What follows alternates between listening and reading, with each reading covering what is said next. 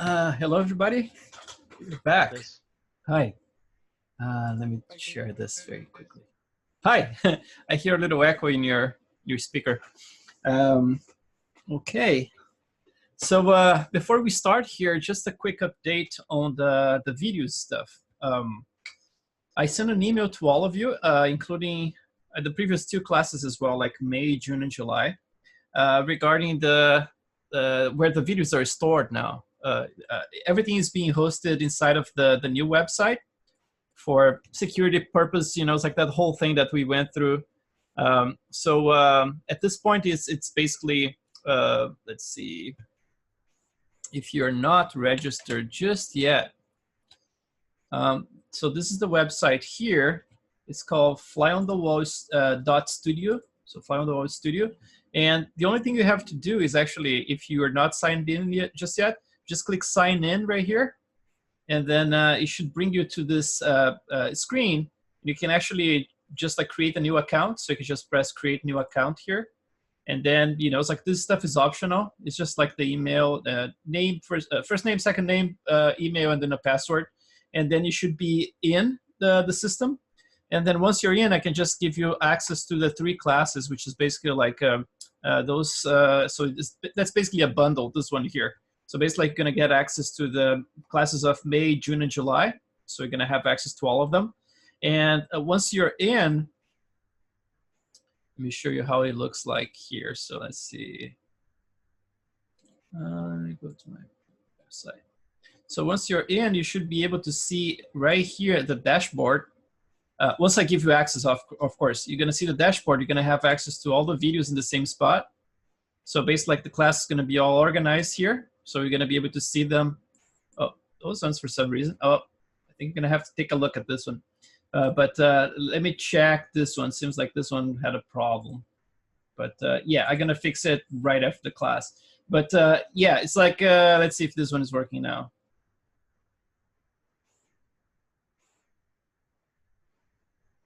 Yeah, this one is fine. Yeah, so probably like just the May class is a little, I'm gonna have to check what's going on with it. But the June and July for you guys should be working fine. So let me just double check here. Actually, this is the June. Oh no, this is that's why it didn't go through, because this one is it's the enrollment going on. So the July one is the class you want to go to. So this is the one in currently in progress. So I have all the videos in there all the way to lesson 12 from last week. So this is the one we had for the eyelashes and all that stuff. So you guys should have access to everything. And then I'm just gonna double check if this one here is not working for whatever reason, and then fix it. But yeah, so if you go to this website and just make sure you have everything registered, because I just canceled I didn't cancel, but I actually blocked all the access to Vimeo. I think at this point, you know, it's like the guys who actually got the videos, they already, you know, it's like wiped that anyway. But just for, you know, to prevent like future problems, it's just like I just eliminated it. Yeah. So let's start this thing. So last week we started actually doing some grooming in the eyelashes. I didn't do much more work after that. I just like, you know, like did a few tweaks here and there. So it still looks a little funky like that. And the renders are kind of looking okay-ish, but I still have to do some tweaking like manually, right? Like go, that kind of stuff that I mentioned, you know, it's like I can just freeze a few of them manually and just like bring them in different directions. The cool thing about with her here is that she actually uses mascara. So she kind of like does have this kind of like, you know, it's like a very strong clumps. But at the same time, I can make it more natural by just like adding some more randomness to it, you know. It's like let me just go back to my XGen tab here. So let's go to our upper lashes, and during class I did the upper lashes, and then after class I did the lower lashes. So those guys here, and I'm gonna turn off the peach fuzz for now, so it goes a little faster for us, because it really consumes a lot. It's pretty heavy, even in my machine here. Let's see. It's saving something there. Let's see what's going on. I don't know if it's because I was rendering something. I hope that's not the case. Let's see. It's weird that it's actually saving it. That happens when you're saving your scene normally. But let's see. It's not the case, unless it's gonna crash. I don't know. It's taking its sweet time in there. Oh, if it doesn't get out of here, the scene is saved. I can just like reopen it. Oh, it actually is saved. Okay, that's so weird. That took that long to just like get out of it. So let's see.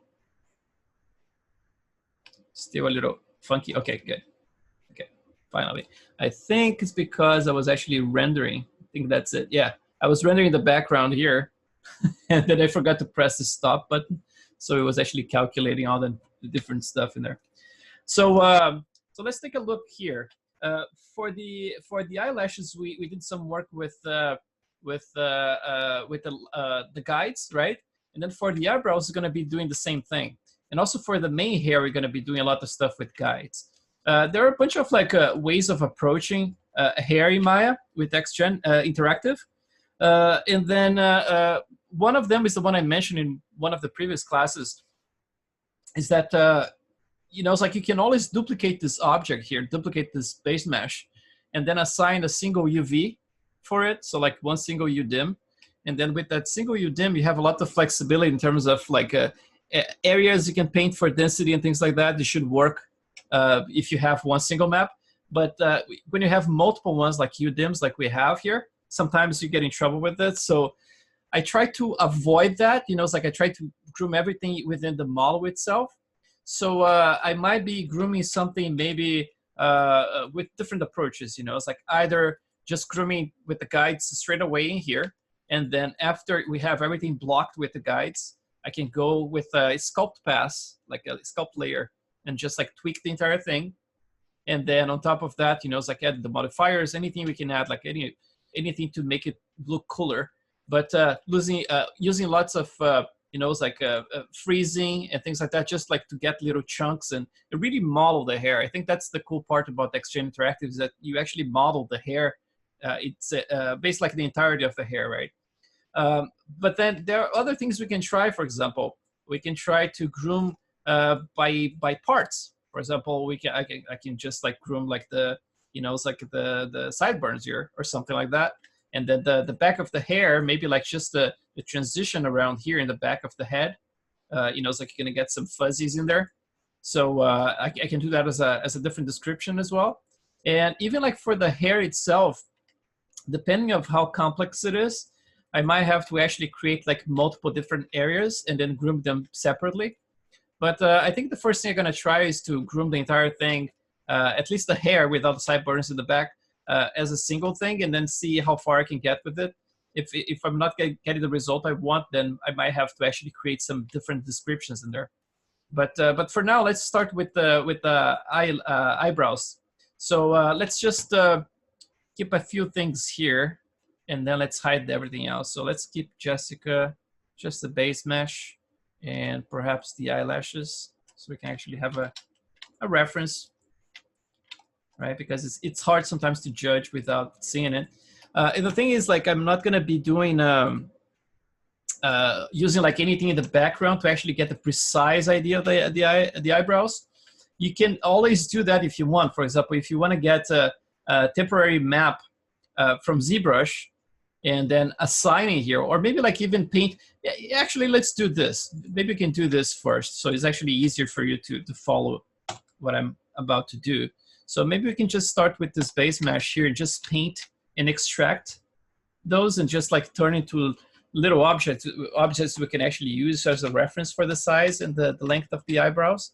So let's do that. So my reference is going to be as usual, you know, it's like although I live with my wife, I'm not, believe it or not, I'm not constantly looking at her face for all those little details. The other day I took those pictures of her because I have I had some questions about the nostrils and everything, but I'm not bothering her all the time. So I might have to actually bother her later on when I need to actually get the likeness to look better. But you know, at this point I'm just using those pictures I found of her. You know, like she has a little baby Matthias in there. So pictures like this, you know, it's like, and then there's this one that I took I think like it was the year before I proposed to her in the same spot. This was the Lucas picnic. And, and then I took the sequence of pictures of her.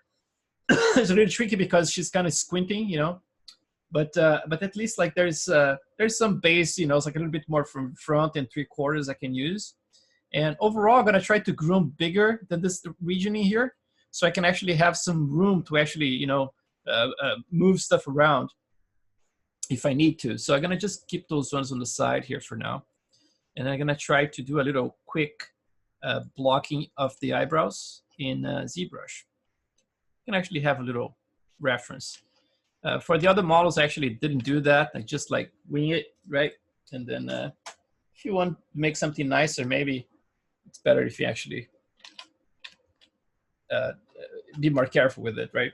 So let's just go to a higher resolution here. Let's turn off everything, just like no textures. And then I'm gonna try to block some stuff here. So let's maybe bring this one to the side around here. So I can actually have like a side-by-side. At least you guys can see what I'm doing. So let's try. This one is a little bit raised, so I don't know if I can trust it completely. Maybe those other ones are a little bit more neutral. Perhaps this one is a little bit more neutral. So I'm gonna try to go for that one. So let's try something like this. And we're gonna do very symmetrically here as well. So I'm gonna start, maybe I can see that little line in there as a reference. So I'm gonna start around here. Maybe a little bit closer, something like that. And then let's pick a point here. So this point around here, oops. Oh, another thing I'm gonna do here under preferences, just gonna go to my, let's see, edit, and then turn off the control to blur, control click to blur the mask. So now I can actually by mistake click it and it's not gonna smooth the whole thing, right? Otherwise it's a pain in the butt. So just gonna mark it around here. Something like that. Start like with the base. It's quite low actually. It's lower than I thought, so it's gonna be around here. Even lower than that. I'm gonna start around here. And then I'm gonna go all the way here.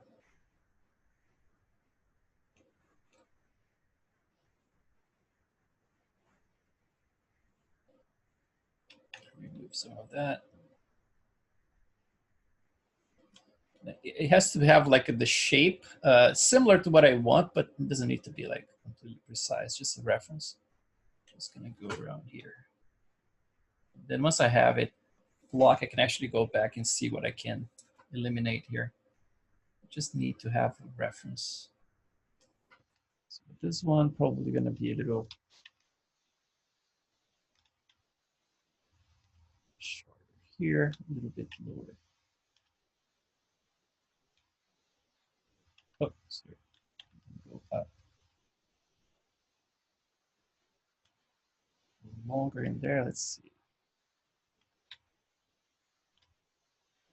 Funny looking. Let's see that one. Let's get a little bit of a different picture for reference for the side. Let's see.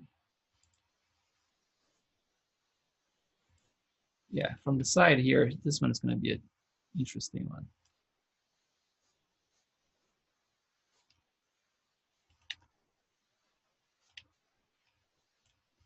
Let's see how different it looks in there. Different expression too. It's not terrible. I mean, like it has to come more towards here, a bit lower. But again, like I'm not considering the smile, right?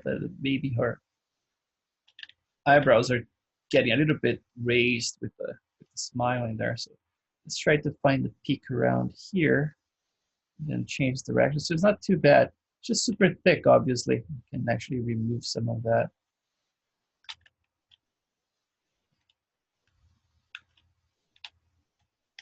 Okay, let's extract this one, and then we can move it around. It's a little funny right now, but let's see if we can move it around. Okay, let's go to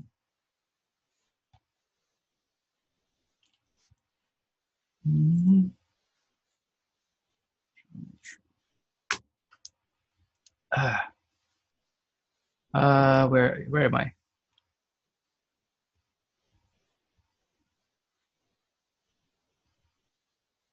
God damn it, I forgot where this extract is. Oh, it's under subtool.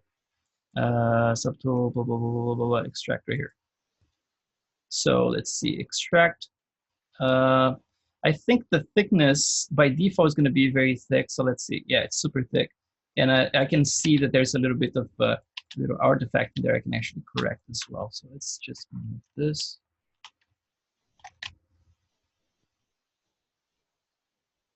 And then maybe do this further. Okay, so let's try 0.002. Is that a little bit too much? Crank this smooth here a little bit more. Okay, that should do it. And then let's maybe like with a little bit thicker than that. Not by much. Let's see, 3. Why is that part in there? Like I don't see any selection, but it's for some reason just showing up. Yeah, it's better. Okay, accept. And then deselect. Let's go back here. Turn on. All right, let's deselect this one as well. Okay, so let's just smooth it out and just paint a color here for now. Be anything actually. Make a little bit more like the brown side. So let's see, something like that.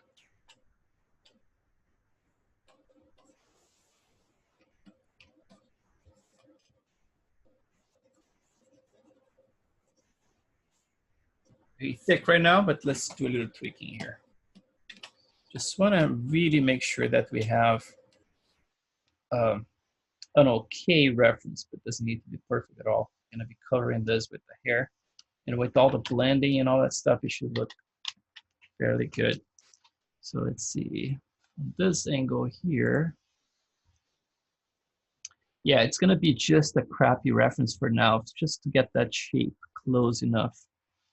But you know, it's gonna be, let's see from this angle here, it's gonna be much thinner as well around there. But again, this is just a reference. So let's see what I can do about this area here. It has to come a little lower.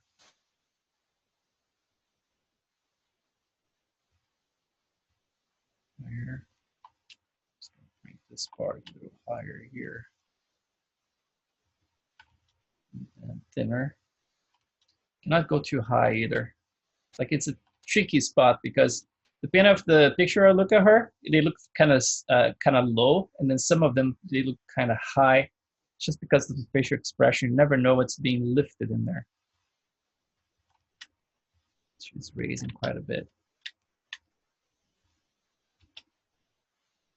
Yeah, from this distance here, I can see that that one is a little bit too high now. And this one, a little bit more spread out. Actually, she does have it more spread out. Nice gap in here. And then obviously the top in here, they're gonna have like some blending. So they're not gonna look like solid like this, right? They're gonna look like a little bit more faded in here, and then thicker, and then much thinner around here. So right now it's gonna look like a clown for a little bit. Clown eyebrows.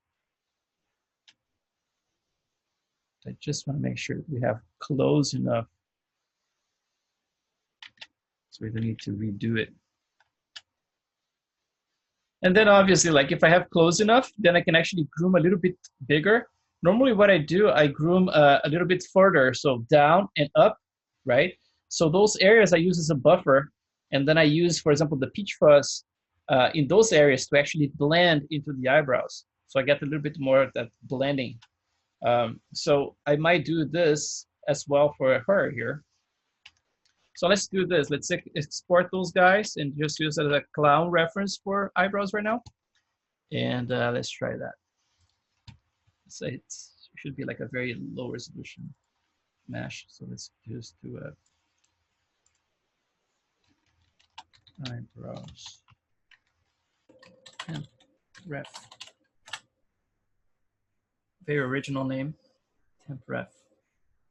Then temp ref 1, temp ref final B. Okay, let's try import. J, eyebrows temp ref. So we got them in there. So let's see what we can do now. So my intention here, and I don't know if this is gonna completely work, but I think it will. I'm gonna start by grooming. You know, it's like I normally create some kind of like a V pattern just to get the lower part to, you know, it's like to match the top part. But the thing is, like, when you look at someone who actually, you know, takes care of herself, like in the case of my wife here, like she probably used a little brush to actually brush the eyebrows up.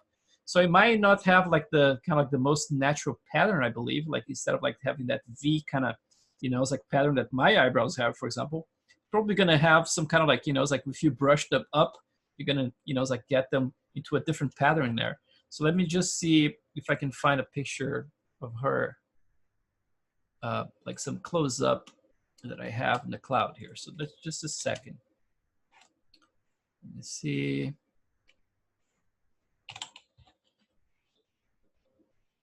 Because that way I'm gonna be able to see what type of eyebrow she has, and we can groom based on that.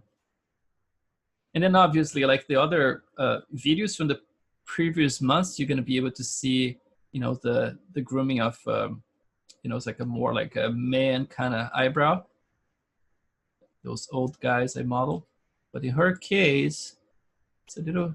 This one is a little bushy here, but you can see, you know, it's like this one is a little bit bushy in there, but you can see that there's a pattern that's like, it doesn't go too much. You can see some connection at this area here at the exit right there, but it's basically like it's coming from up and down, so they connect in there, create that V pattern that I mentioned. But around here, they mostly go up and straight, right? So I'm gonna try to reproduce something like that. Same around there. So she has like quite a beard here, and you can tell that some of them were trimmed, right? So we're gonna try to do something like that in terms of pattern. So let's start by painting a mask here. So the symmetry is off. I'm gonna just click this one, click topology. I'm gonna click the middle. So now it's symmetrical. Let's start with face. Let's get this one. Let's make absolutely sure that we don't have any faces selected. So I'm just gonna go at Control and just, you know, open a window around it with Control, so everything is off. And then let's just paint this. So let's see if it's symmetrical. Yeah, it looks like. So let's get my tablet here. Let's get this to around there. And like I said, let's go a little bit bigger than that because I want to grow some hair that I'm gonna transform into peach fuzz. So all this area here is gonna be kind of like a blending area. Doesn't need to be absolutely precise. And that's another reason why I get, you know, the mesh kind of like a low, not a super low resolution, but a mid resolution mesh. Because I want to be able to paint some more stuff like this, you know. If you have like too low res, it's going to be like much more blocky than it is already.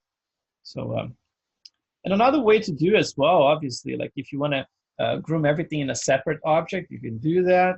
Or if you want to go a little higher resolution in a separate object, you can do that to have more precision. But I tell you, like when it comes to grooming this kind of stuff, you can get away with a lot of stuff just by blending things back, you know, it's like into peach fuzz, just like carefully blending things. You can get some quite good like looking blend just by, you know, it's like using a couple of brushes I'm going to show you. So let's see from around here. I think that's good enough. Let's see if it's probably, let's see if there's anything missing there. Yeah, it's missing around there. So let's just fill it up. So now we have everything filled. Let's just add another description here. So we're going to go to Create, Interactive Groom Splines. Before you do this, we can actually do a little Google search here so you can see it. We can just do like a number of allowances, no. Hair, eyelashes, eyebrows. Hairs, no, let's see. Hairs and eyebrows. Oh. So it says here, blah, blah, blah. Average person has about 250 hairs per eyebrow. I think it's more than that. However, some reports show that never plucked eyebrows can have as many as 1,000 in 100, so 1,100 total hairs. So I'm gonna go with something like, maybe like, if that's the case, and she has the eyebrows a little bit more bushy here, let me try with half of that, maybe like 500. Let's see if 500 works. And if it's too little, I can actually, there's another thing that I didn't mention before when we are rendering the peach fuzz and all that stuff. This is another thing you can always do. For example, like if you have your peach fuzz, remember like when you go to the base, you can actually tweak the multiplier here, right? You can actually do like 2, for example. You get double of the peach fuzz you're already seeing, right? But the thing is, like, the viewport's going to get very slow. You can always go to the peach fuzz shape itself, and then you can say render stats, right? Actually, not render stats, but the render settings. You can just do like a density multiplier at render time, so it's not going to drag the viewport. So in this case here for the peach fuzz, I actually add like 1.5 times just to get more dense, but it was all calculated at render time. So what I can do with the eyebrows is similar to this. You know, it's like if it's getting it's too little, you know, I can increase a little bit more in here, or if it's too much, I can reduce. But if it's something I want to see like in the viewport, then I would rather like just do the multiplier here, so I can actually see what I'm grooming. So let's go back to the model itself, and then let's just do a create eyebrows. And the density of 223 is giving me like 3,000 of them. And obviously going to need around 1,000, right? Because it's for both of them. So let's see, so 3,000, let's go like 70. So let's see, 60, it's too little, 65. 65 should be good. 1,058, okay. OCD, OCD, OCD, okay. I take that. And then let's go. So length of 0.8. I don't know exactly what that means, but we're going to have to see now. Okay, so that kind of works. Yep. Okay, so now we have our eyebrows in there. Let me just hide those guys for now. Let's just keep those bushy eyebrows in there. And then remember that when I groom using a selection, what happens is that the guides are going to be, you're only going to be able to put guides inside of that selection, right? So let's try to do that. So I'm going to go to eyebrows. I'm going to click this. I'm going to add a modifier. And this is going to be the guide. I'm going to expand the guide. So just click on the guide. And I'm going to go to create. So you put a couple of them in there for me. So I can always use those ones, but the thing is, like, I'm gonna try to eliminate them. Okay, I don't know if it's gonna work. That's why I'm gonna be saving the scene right now, because I actually like to start fresh with the eyebrows. So basically, like what I try to do every time, and sometimes it works and sometimes it doesn't, is to actually eliminate all of them, or sometimes just like use the, you know, this awful density brush just to eliminate some of them.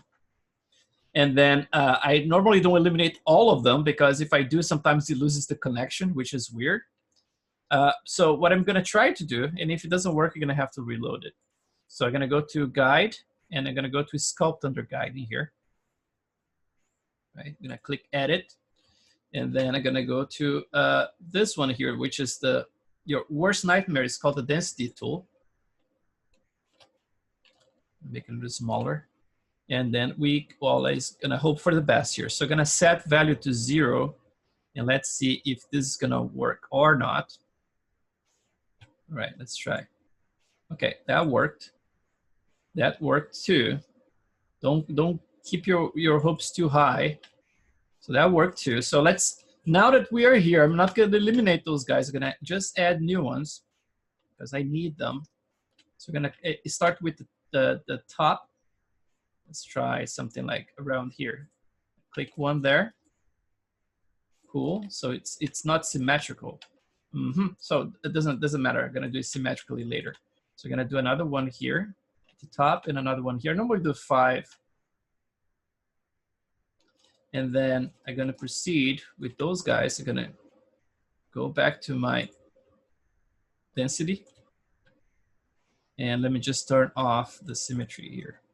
Flooding might work as well, but even with flooding, I actually got in trouble in the past. So you never know. I don't trust it at all, but it's actually being nice to us today, because in the past you would, by now would be freaking out already. So let's see, add one here.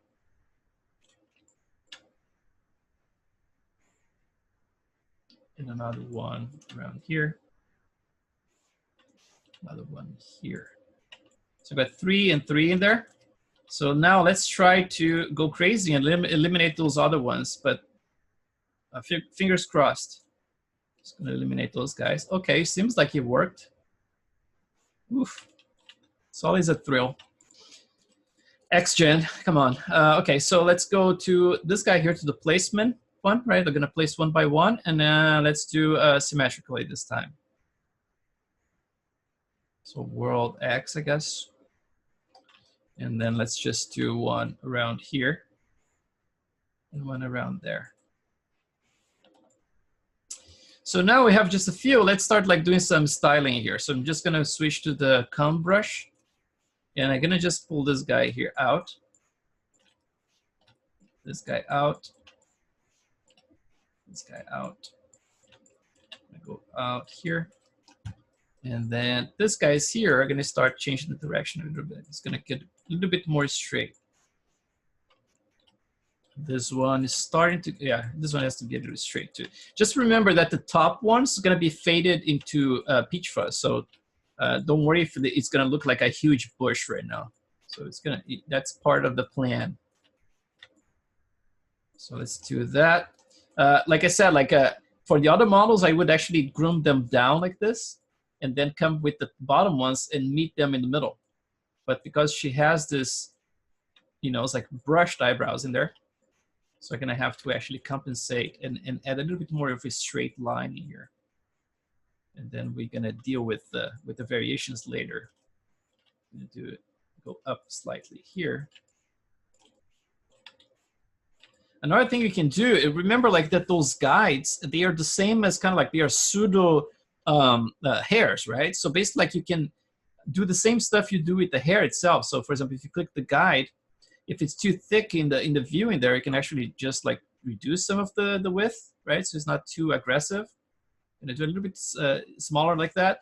And you can actually, I believe you can rebuild the count. So I'm gonna try, well, although it's 32, 32 should be good, but yeah, that's good. I think 32, I can get plenty of detail in there. Should be okay. So now we have the top ones groomed, right? So let's freeze them. Obviously, it's not like a perfect room or anything, but it's just a little base in there. So let's go from the bottom now. So I'm gonna click this one again. Make sure you have your sculpting the edit selected. And I'm gonna start from the bottom. So I'm gonna click one here. And it's actually interpolating, right? So let's do one by one. So I'm gonna incorporate that one. I'm gonna groom a little bit. So I'm gonna bring this one down very slightly, like this. And then I'm gonna basically just freeze it. I'm gonna add another one around. Let's start with the last ones here. Those ones here. So I'm gonna click here, and then those guys are gonna bring up to meet the top ones. That little V that I mentioned before. So I'm gonna bring closer to the surface as well. And I'm gonna do another one. So let's freeze. Let's get another one around here. This is the part that's gonna be a little tricky, because right here, they're gonna have to start meeting at the top. So I'm gonna click this one and move them up. Like that. And always remembering that it's bushy because it's not groomed yet, right? So I'm just gonna get a little bit of that. And then let's freeze it again. And let's get this guy here.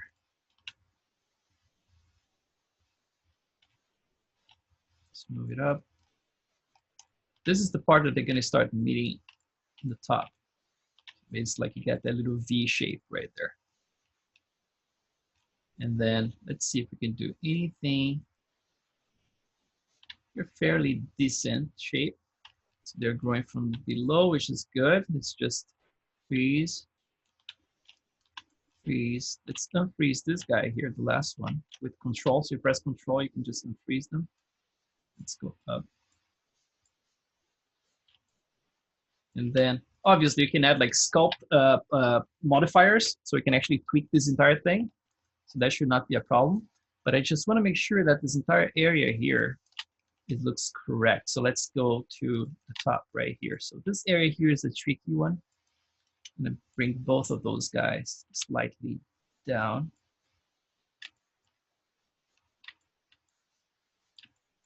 Something like that. Just a few curves controlling the entire thing, right? Because this is like, basically we are in the stage of blocking, just blocking the main directions, right?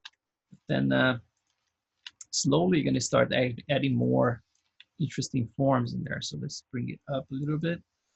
And in terms of the length, we kind of got lucky because the length doesn't look too bad. It's like 0.8, right? Let me just create another one just to see. Let's see. I don't screw up the whole thing. Yeah, it was like 62. So it's like the length was 0.8 in my case, and the width was 0.01. So that's basically what I did. So let's go back to this guy here. So now we have that in place, right?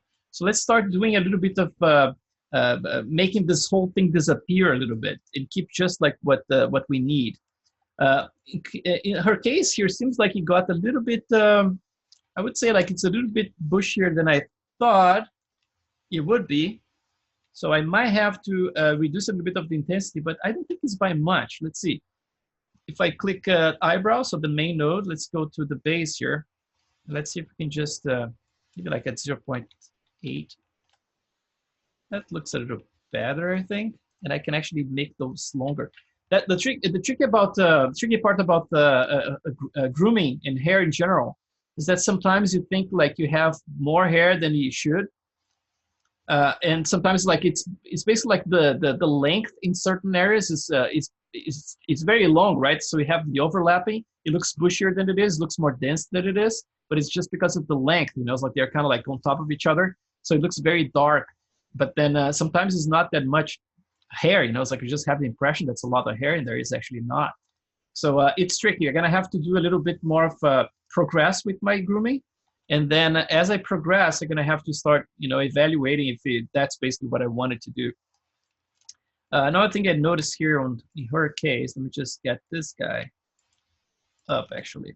Maybe what I can do, I'm gonna introduce another one just to hold this. So I'm gonna click another one here with the sculpt. Just gonna introduce one around here, interpolated. And I can actually bring this one up a little bit. Just to have a little bit more of an underlying direction in there.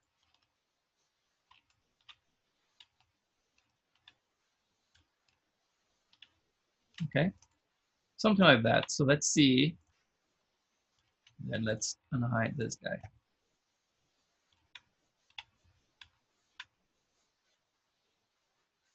And then I'm just gonna make sure that it's going up enough because that's what I'm seeing there in her. But all this entire area gonna have to actually just like do some a little bit better manual work in there, kind of like grooming with the sculpt.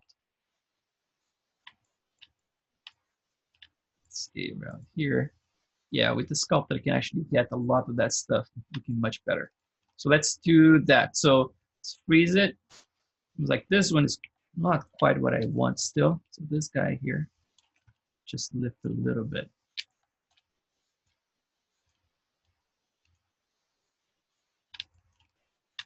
Yeah, that's a little better. Okay, so let's freeze it again, this entire thing. And then at this point here, what we can do, we can actually hide. Let me just check if this area doesn't have too many intersections. It's kind of intersecting a little bit. I could add another guide, but what I'm gonna do, I'm gonna add like I sculpt a layer now. So basically like I'm gonna hide the guide. So click this one just to hide it, right? The description in there. And then I'm gonna click the eyebrows. I'm gonna introduce another sculpt layer. So this is gonna be sculpt, right? And then make sure that you don't have that edit set to the guides themselves like we have right now, right? You're gonna expand your sculpt. I'm gonna click edit. And now you're in the game to actually groom this stuff here, right? So we can groom the actual hair. So for example, if I do anything here at this point, you see like it's gonna change the hair, right? And then you have sliders like that. You can actually tweak how much of that blend you want it to happen. So that can be very helpful, you know? So what I'm gonna be doing now, I'm gonna try to groom her hair to have a little bit more of a blend between those areas. Especially like around here, you see like still very bushy. So I'm gonna start like by reducing the size of them first. And then first I'm gonna get this guy here. So this is like the length, right? Length tool. Let's go to, let's see if it's all symmetrical. Yeah, symmetrical. Let's make it a little bit smaller like that. And then you can actually set like, for example, if you wanna go straight to peach fuzz size, you can actually find out, for example, like what would be the ideal. Let's do a test here, for example. If I do like a length of 0.1 and the maximum at 0.1, let's see how big is 0.1 first. Let's do a strength, like maximum strength, maximum increment. That's the size right there, right? It might be a little bit long. Actually, it's not too long if you consider like peach fuzz, if we want like a little area of blending. So I can start with that. So let's see, not for here though. I would, for this area here, I would do just like thinner, but not like much smaller. But just to get the biggest offender ones like away, right? Like you're gonna get rid of it. So just gonna go this guy here, just gonna eliminate some of those guys around here.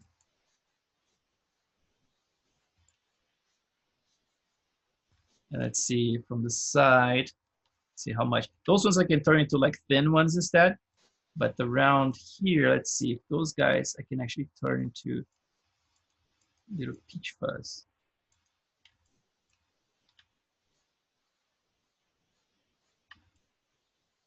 Yeah, it looks a little high in there, so that's good.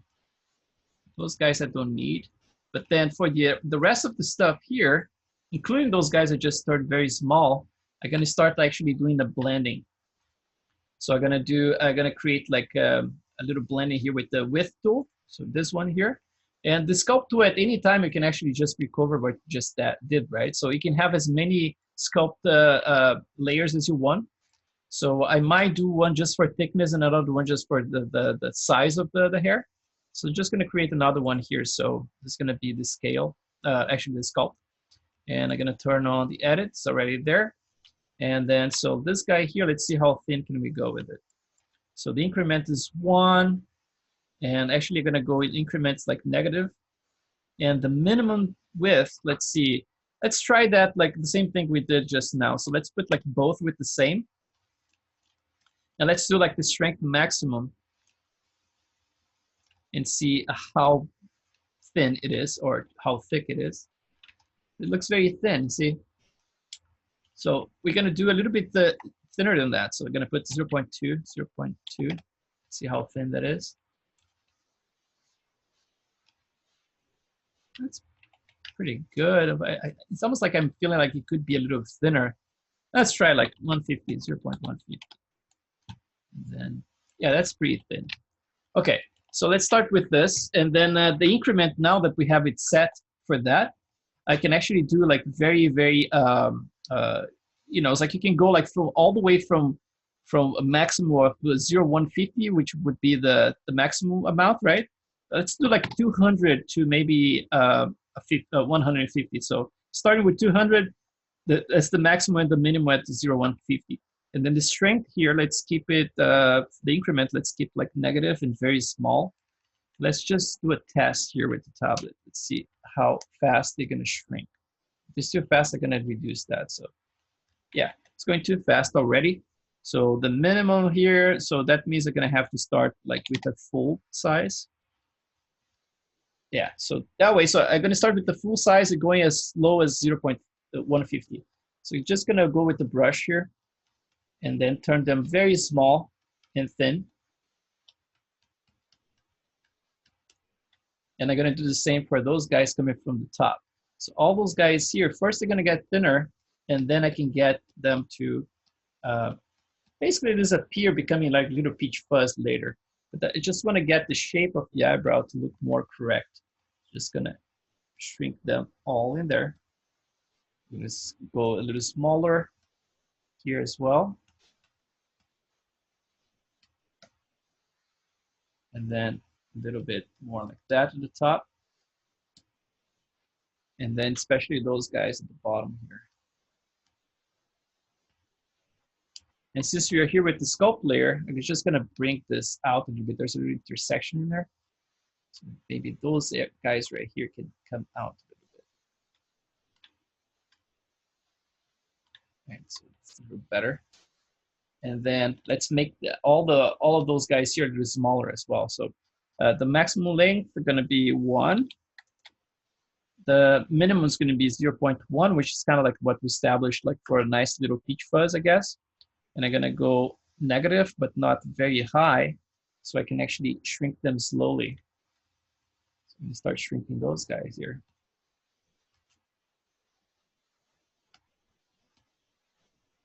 They're so thin right now. Back those guys as well. And then around here, we can actually pick a couple of them later and just change the direction to add some more variation around there. But around this guys here, I want to make sure that they're shrinking. And then obviously, we can always add more hair if it's within that area, right? We can actually use the placement one, this one here, the place 1 by 1. But instead of like placing the guides, we're gonna place actual hair in there. So we're gonna just like group this guys as well. So I'm gonna reduce them.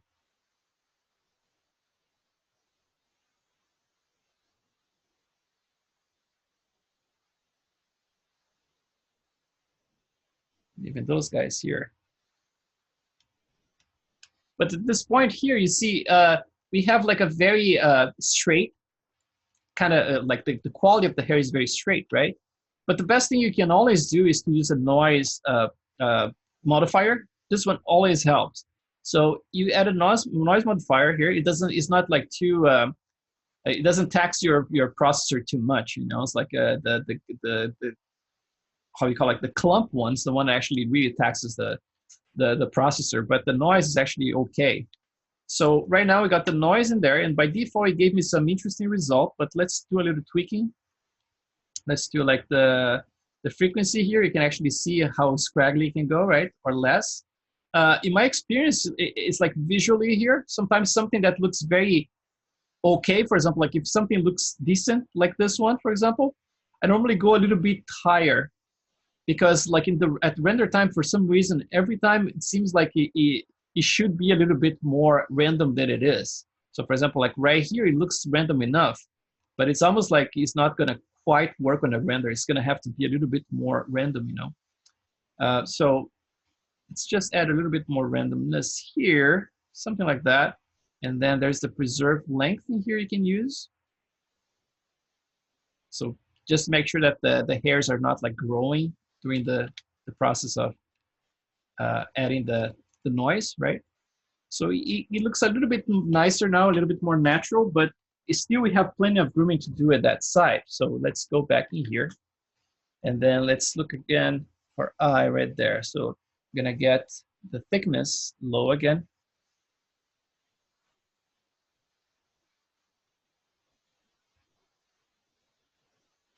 Just gonna make those guys disappear.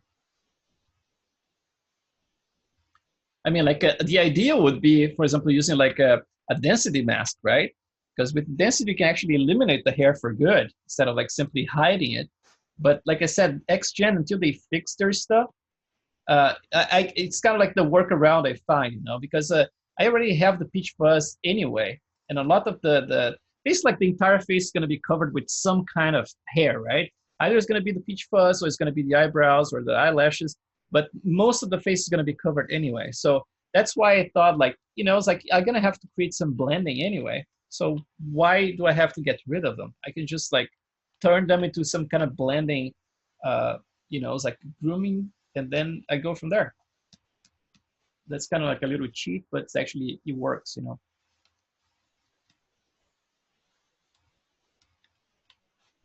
Keep there, so a little bit shorter in here.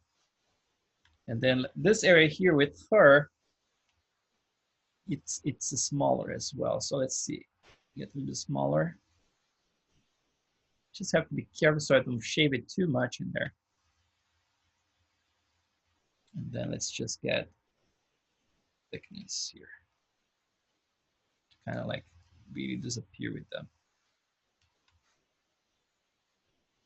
If it's too much, then we can obviously go back, right? And then do a little extra work and then grow some of them back, right? It's just, the cool part about XGen, I think, is just like, it's so, this whole thing is so interactive, right? You just like, okay, I just like deleted some of them, not deleted, right? Didn't delete.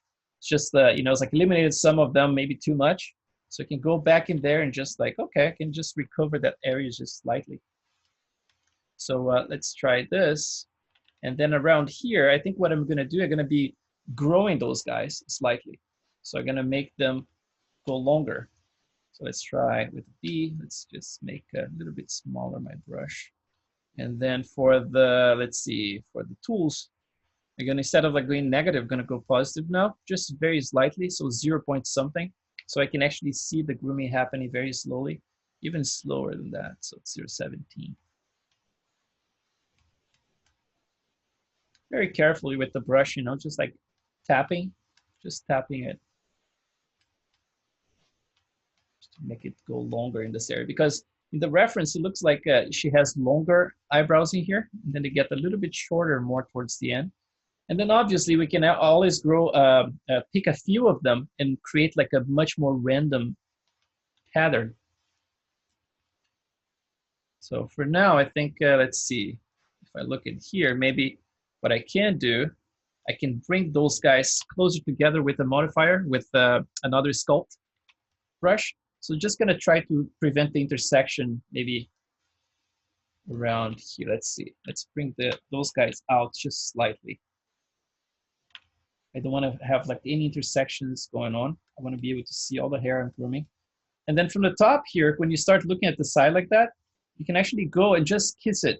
You know, it's like you see the circle in there, instead of going right at the top, you just go like barely touch it like this.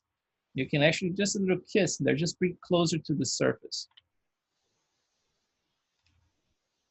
So this now is a sculpt brush, right?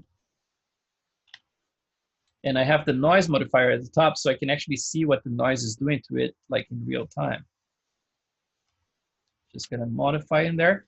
But now I'm not gonna be doing a lot of sculpting with this layer, because I wanna have control, right? Like I said before, with those layers, you can always control everything by just like, you know, playing with the slides, right? So this is the stuff that I grew in there. So I'm gonna do a third one here. And obviously, it's your choice. If you want to do everything with a single one, it's fine. But I'm going to be doing this just because I want to have a little bit more control. So let's create another sculpt layer. Switch to this one. And I can even name this ones later, you know. For example, like this one here.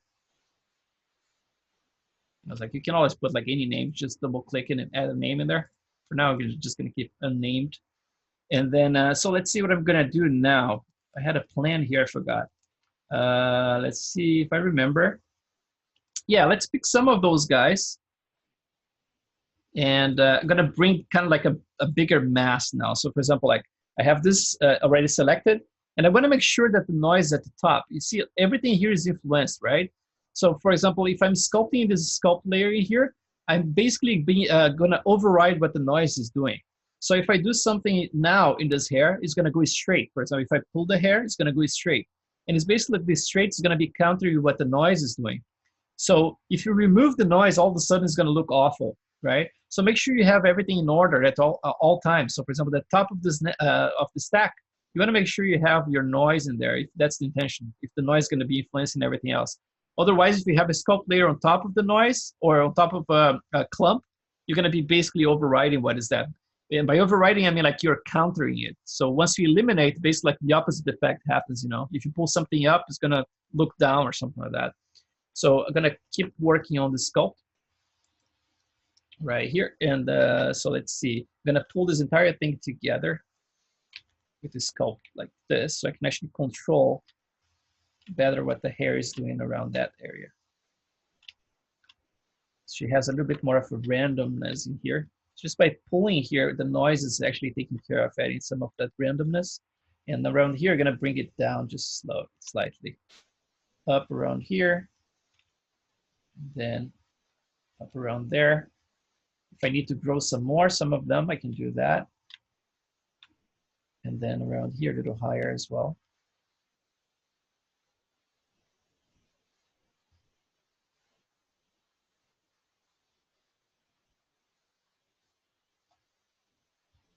I think this part here is still a little bushy on in the inner part, so I'm just gonna be probably gonna use this sculpt here, not this one. I think this one is okay.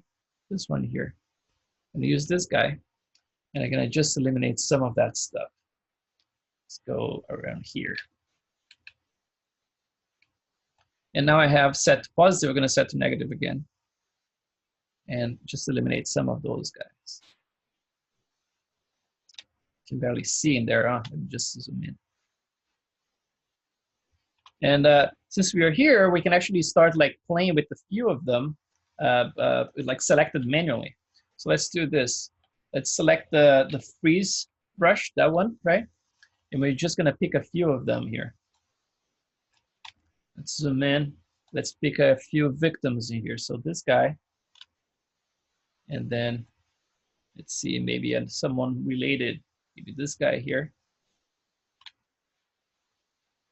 And I'm gonna pick a few of them from this area here. Still a little messy in there. I'm gonna deal with those, the little fuzzies later. But right now it's just a little messy in there. So I'm gonna get this guy. A few of them, like I normally get them a little bit separate from each other so I can actually have control, right, and sculpt like individually instead of like having to do this every time. You just get a bunch so you can actually sculpt. Get that one, and then maybe like some around here. Oops. Right there. And then since we are here, let's do the other side as well.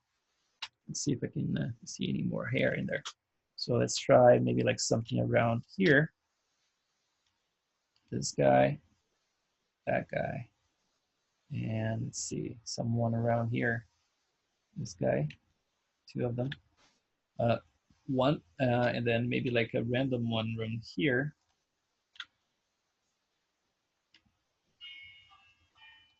And then obviously, I mean, like you can always, you know, do this with strays, right? You can create another description and just add a pass just with strays if you want to do that, which is not the case here. I'm actually doing a pass with those guys, you know, just like manually controlling them, right? So now if I pick this brush, the comb brush, it's symmetrical now. I'm going to turn off symmetry under tool settings, right? Symmetry off. And then here you can just click like invert frozen effect. So now it should affect just those little guys. So I'm going to start by making that guy there a little bit, bring it up, a little bit more wild, right? A little bit more like out of place. Add some, you know, naturalism to it. So this one's going to go up slightly. I can actually go from the side and then maybe go in and out, something like this. This guy here I can bring down slightly.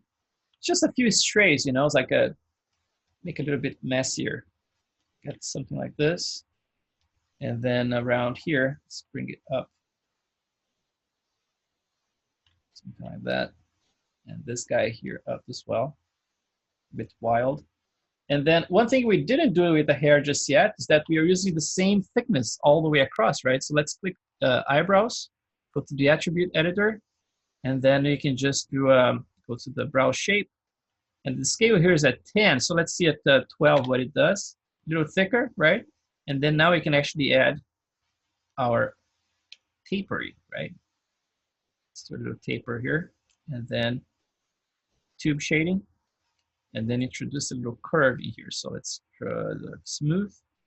It's gonna go a little smaller at the tips, not by much. And then gonna go up again and up again. Actually, instead of smooth, I'm gonna go with the spline. There's a nicer curvature. I might have to go actually higher here with the thickness. You can see like, it's like right now. So maybe like, let's see, 18, 15, 16 perhaps, something like 16. And then let's bring this guy here, coming this way. Oh. And I'm gonna make it smaller too. But very big, right? So we're gonna just make it, we're gonna shrink it. You guys have any questions so far? Hey, Chris. Yes. Do you ever use any like scripts to like do any randomizations or anything like that?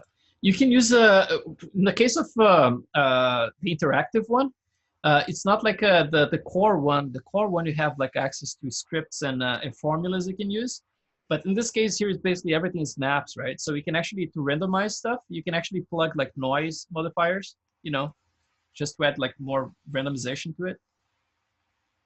I didn't know that. Cool. Yeah, yeah. Thanks.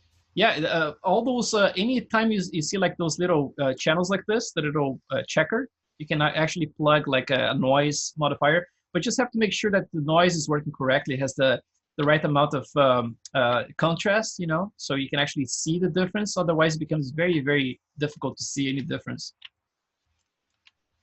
But it's totally doable. So let's see. Hi, Chris. Hi. Do you plan to make Jessica head like sideways? Oh, her hair? Her head like sideways instead of straight. Oh, her head? Yes. Yeah, her head. Yes.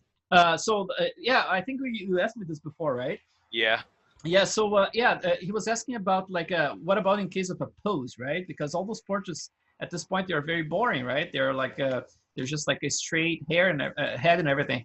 So yeah. in the case of a pose, what I normally do, I just like either I rig something in Maya itself, like put some bones in there, just like rotate it, so I can actually have it all groomed in the neutral pose, but then just rotate. Or I still groom everything in this position, like the neutral position, go back to ZBrush, rotate the head, so basically like twist the head very slightly, and then bring it back here. But another thing that I did in the past that actually worked very well was to do the opposite. For example, like I faked the rotation of the head. So for example, for my fawn model, what I did, because I wanted to keep sculpting symmetrically for a long time with that model, I actually kept the head in place and I rotated the whole rest. So like the chest part and the neck, everything rotated the opposite way of what I wanted the head to be.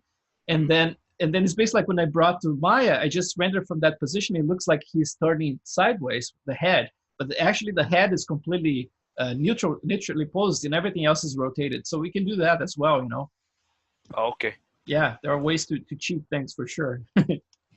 So what about the eye though? Like, I mean, you're gonna have to move the eye into exact same position. Yes, and then sculpt the eyelid to conform to it as well.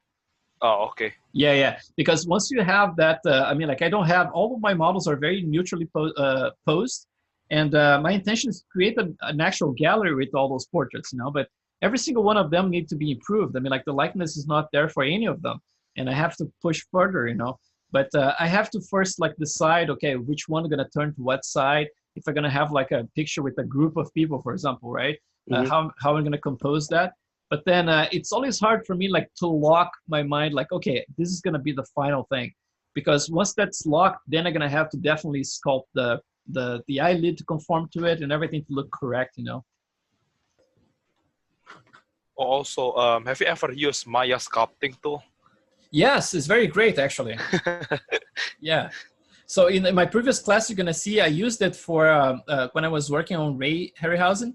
I actually was having trouble with some stuff, like ZBrush viewport's very deceiving. But Maya, you can actually see the forms, right? You can turn on some shadows and stuff like that.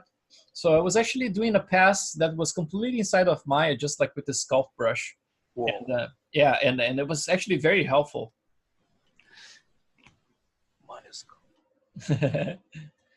So yeah, so right now I'm just like growing some of those guys, and then it's like just grooming them right there, and trying to add some more randomness to it as well.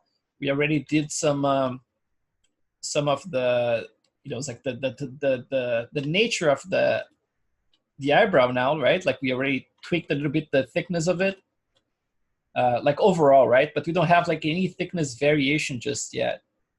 So that's another thing we're gonna be doing. Actually, we can do that now. Let's see if we can add a little node in here just to set as an example of how you randomize stuff with the maps. But I'm not sure if it's gonna work great because you're gonna have to, it's like you're gonna have to spend more time to tweak it to look correct. I normally, when I need some of them thicker, that's basically what I do. I pick a few of them like this, and those ones normally the strays, they tend to be a little bit more like the rebels ones. The rebel ones, and then sometimes they are the ones like a little thicker, so I kind of like I add some more thickness to them.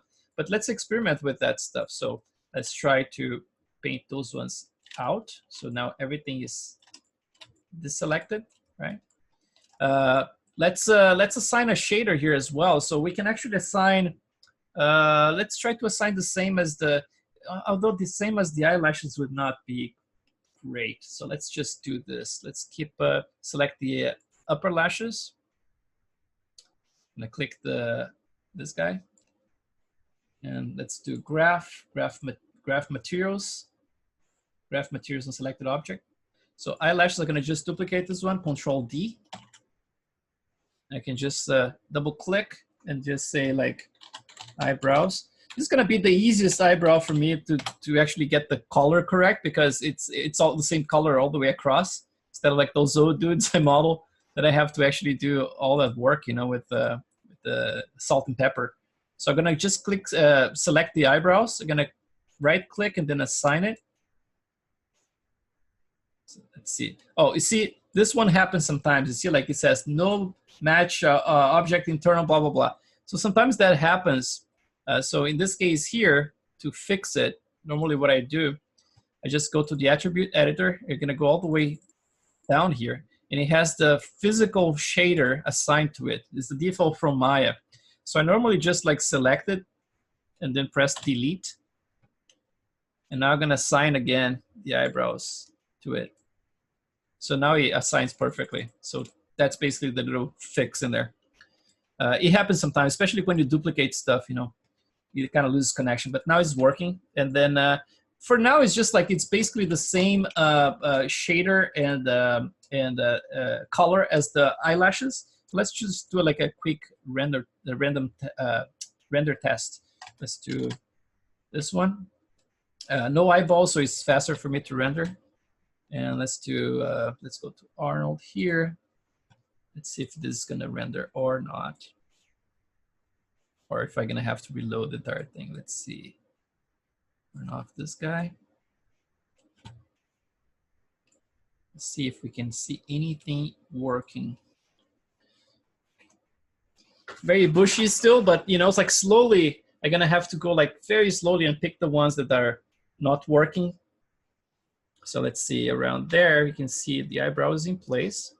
Let's just select this area and see how bad it is.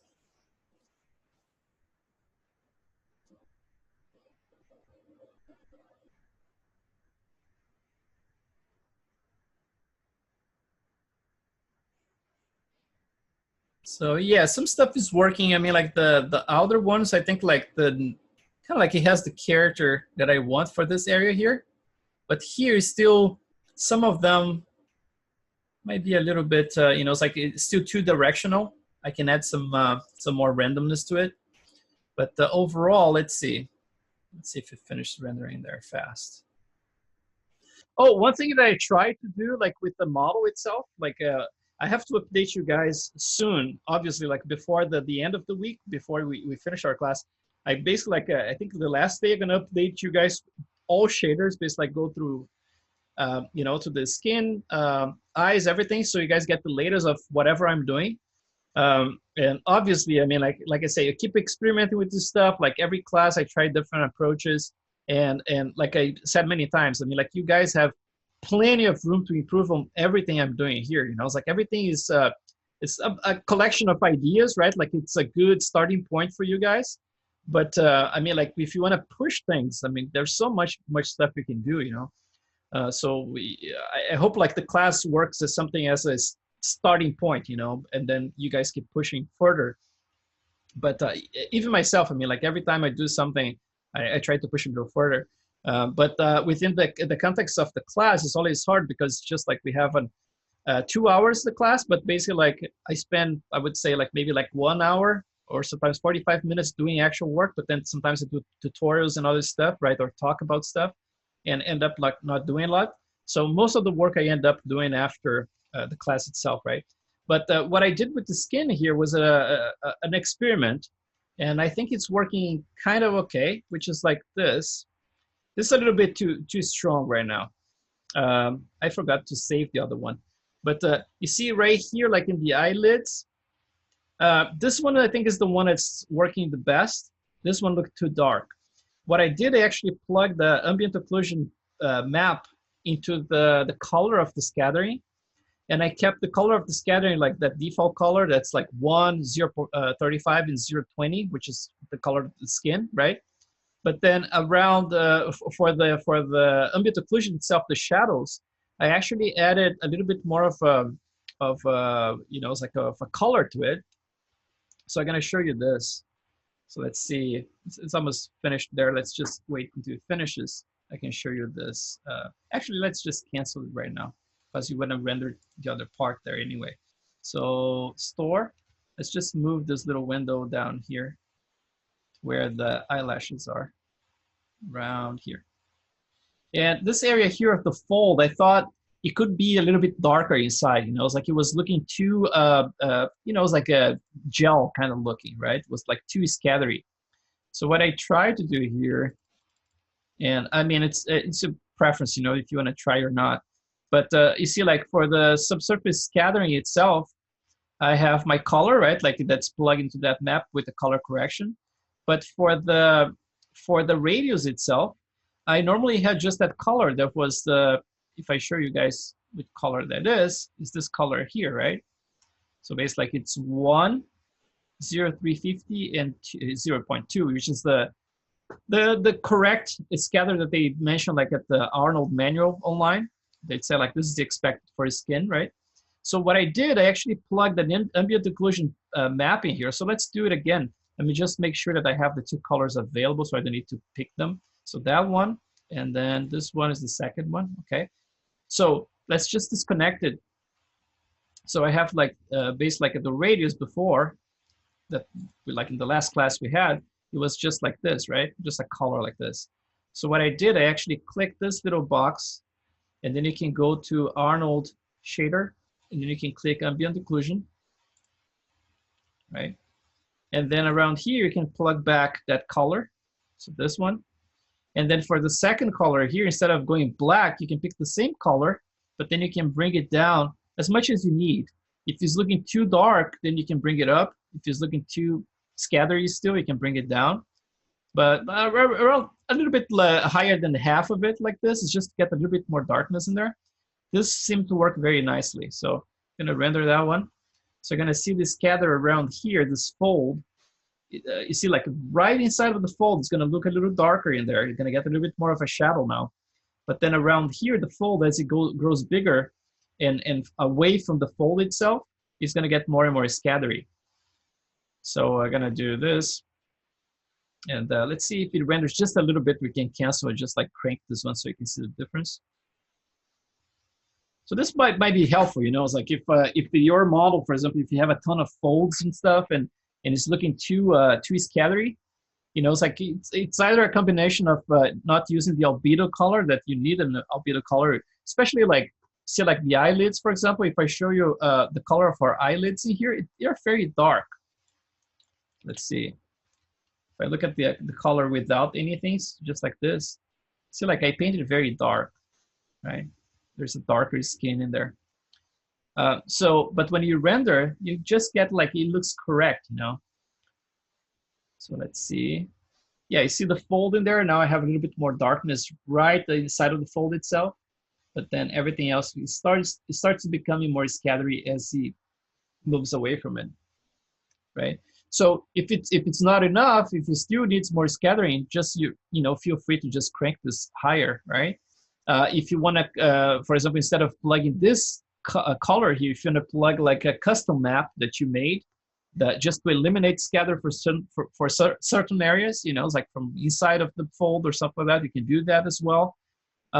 Or you can simply plug the same color map and just like offset the color of your color map towards this color here, and you should get some more variation as well, you know. I think it's a little overkill. My best results came from very, you know, simple setups. I think this is the only thing that I did like that's a little bit more complicated, but not by much. It's just like an ambient occlusion pass in there.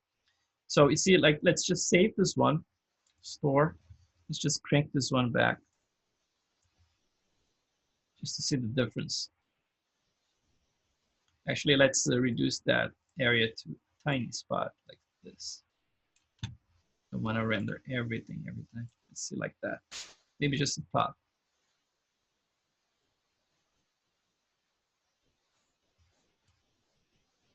So yeah, I think like he had some interesting stuff in there, you know.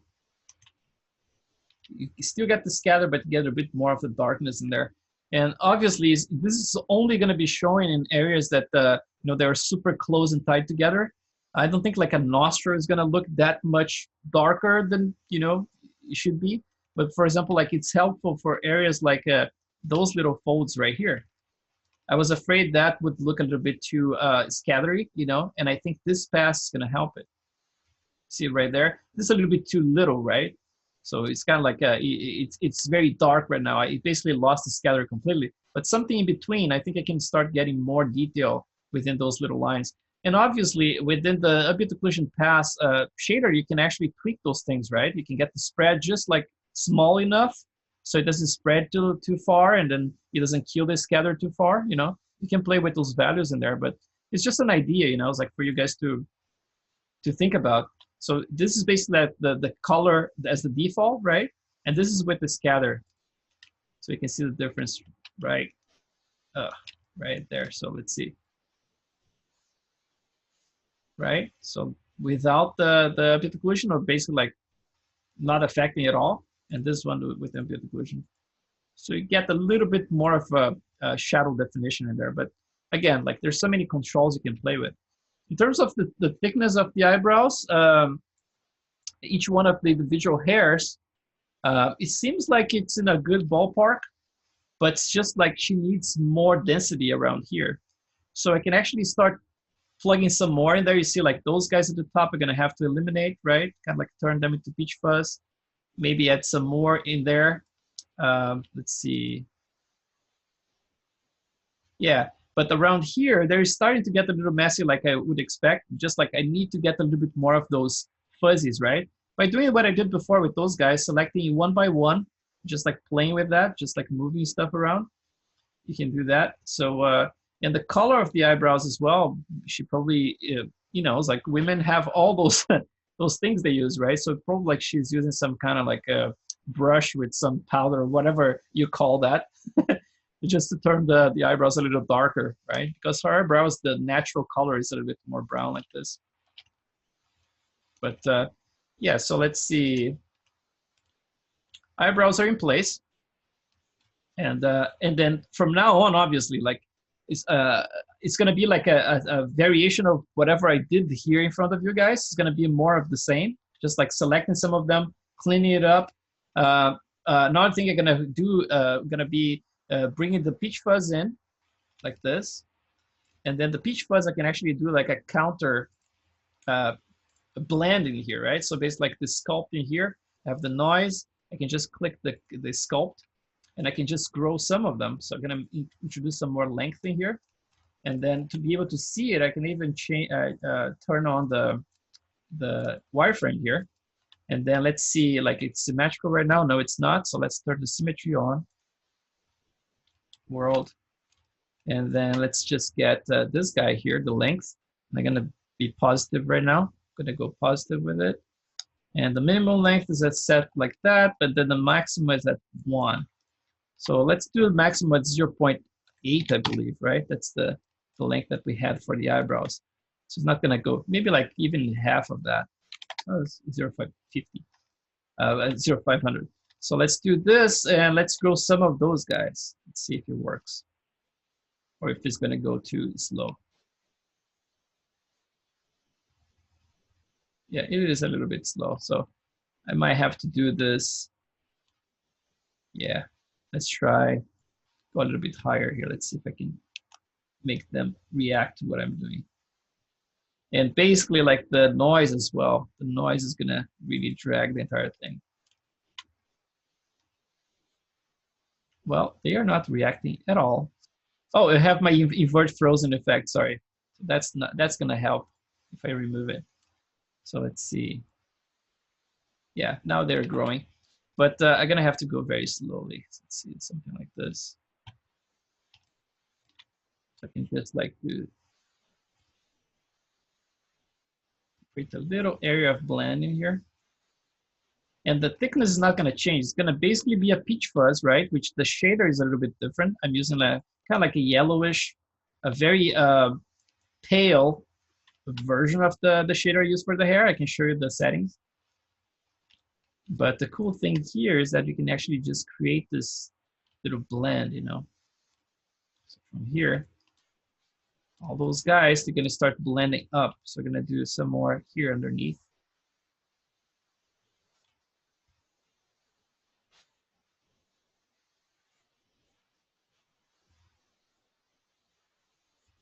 It's kind of like a second pass of like peach fuzz becoming that the hair itself, right? So I'm gonna go to this guy, make it symmetrical as well, because at this point here I don't need too much precision, right? Like with peach fuzz, because I mean, it's a very, you know, it's like it's not a super precise pass or anything. Oh, actually, I'm invert frozen again, same thing. Okay, let's do this. And then from this point here, I can actually groom them down. Another option here would be to use some guides as well to you know, to guide the overall direction of all the peach fuzz. I might do this. It's just like there's so many, you know. But I think with the guides, I could actually drive a bunch of them at the same time.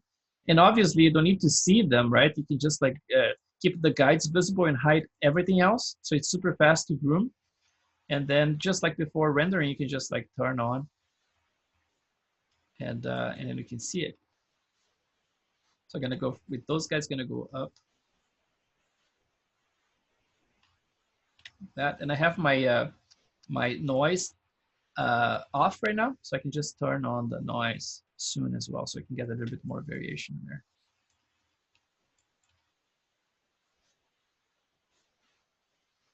And around here, I can just go up. Make sure that there's no intersection as well, right? So I'm gonna bring those guys out.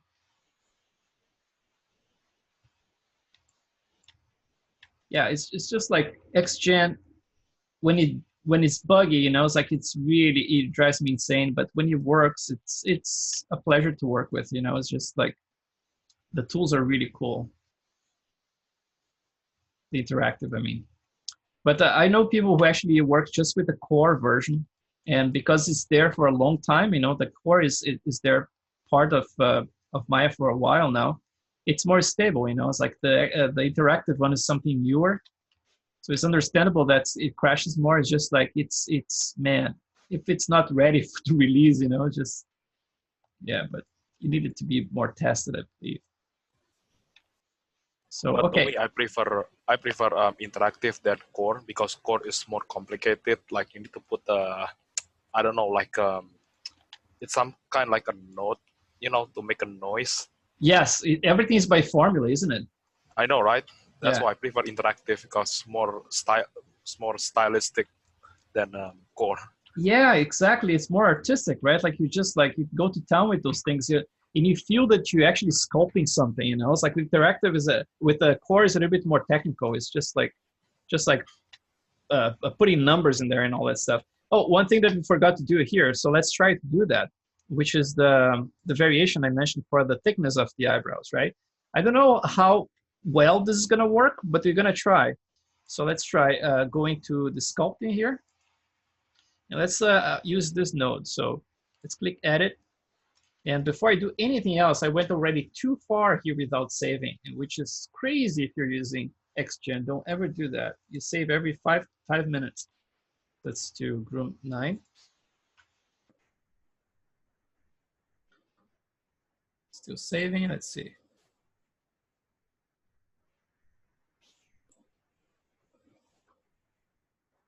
It's taking a little while to save these days. I think it's the more you add like hair and stuff, the hair really adds to the saving time, especially if you have a ton of it, right? But the eyebrows are looking fairly decent for how fast we did. We obviously it's just like cleaning it up and doing some extra work in there, but it's not too terrible. So let's see, sculpt. Let's try to do the thickness in here. Let's see if it works or not. Let's do an experiment. Let's go to sculpt. No, not sculpt. We have to go to the top. So around here, so with scale, so it's like 0.016. Gonna be tricky. I mean, like if I had just a single UDIM, I would be able to actually paint an area, right? But because it's multiple UDIM, we cannot do that. So let's try with the noise, and then maybe we can use like, let's see if the Arnold noise works well. Where is that one? I don't remember. So cell noise. So let's use the cell noise. And we can plug like the out color in here. Maybe we can plug like anything. Let's try the red channel into the, where are you plugging this again? Is let's see, eyebrow shape caching, posting object. Where is it? Visibility.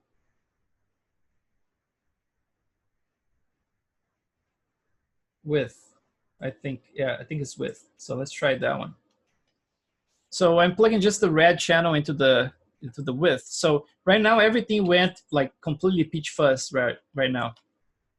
So let's see if we can actually crank those values here. Although I'm not very familiar, gonna be sincere with this noise. I mean, like I use this ones for the micro bump, right?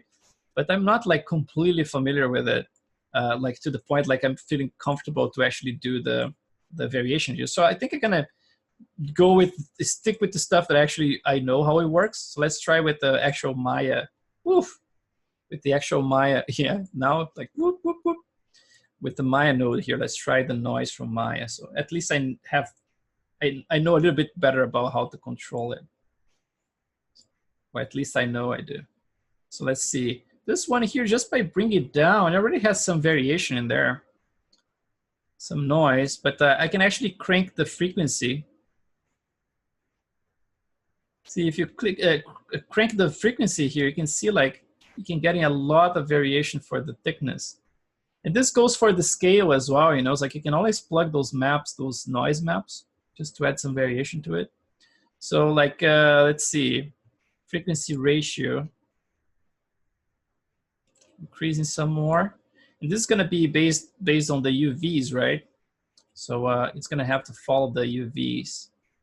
So with this guy here is basically, it's gonna be like kind of like a visual thing, right? It's gonna be hard to see, like, for example, like, oh, it was 16 before, right? Now we don't know if it's 16 or not.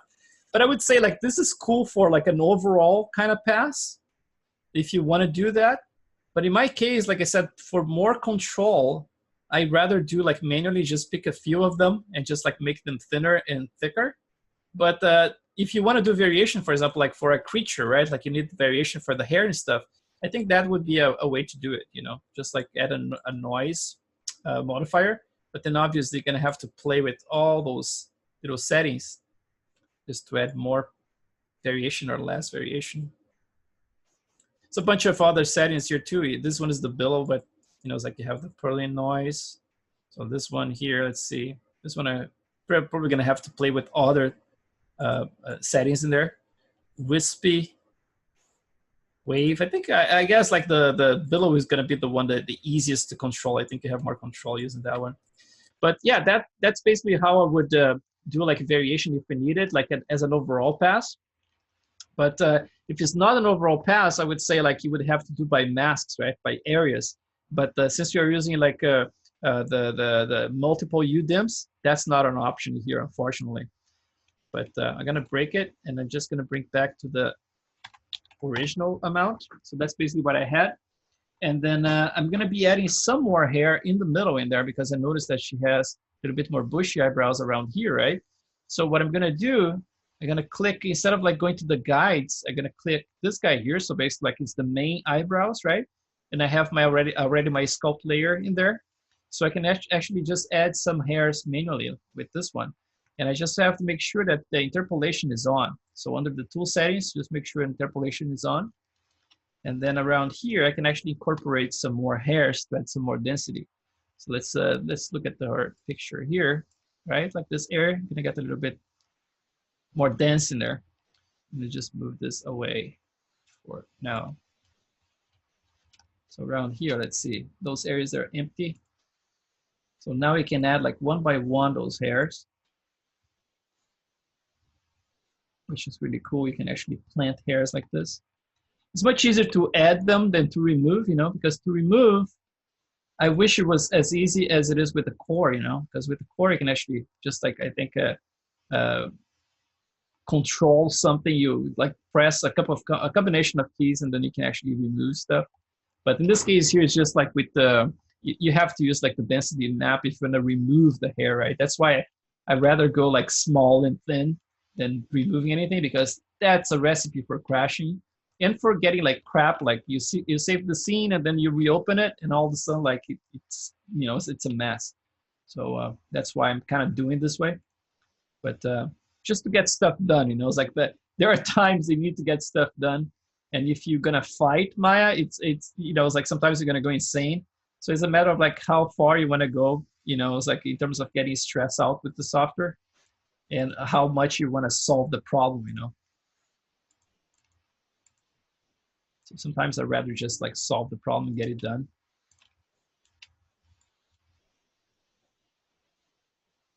And there is also this thing here, right? Like so. You can also use the clump if you need to. So there's a clump brush. I think we used it before, right? This one. And it's going to clump anything that touches it.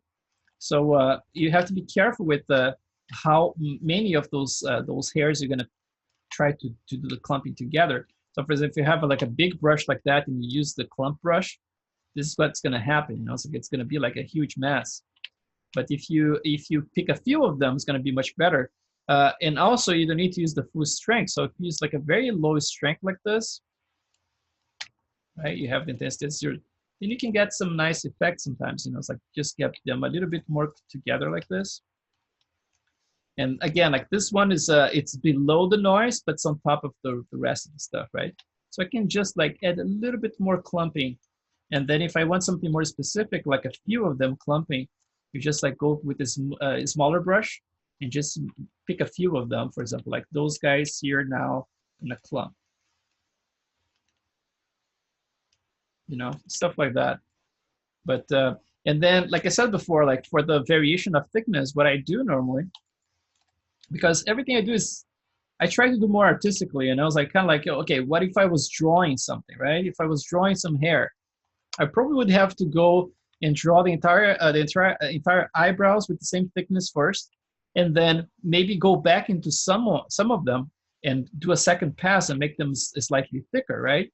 And I think that's kind of like the way I approach those things. It's just like I think about like drawing, you know. It's like if I'm drawing something, I'm probably going to go back and do a few tweaks, and that's basically what I try to do here. So here at this point, since we're going to be talking about thickness, right? I can just pick a bunch like randomly, not too close to each other, but it makes sense, you know, something that makes sense to be a little bit more random like that. And then maybe some here. It's too much. Just one. These guys. Another one. Actually two.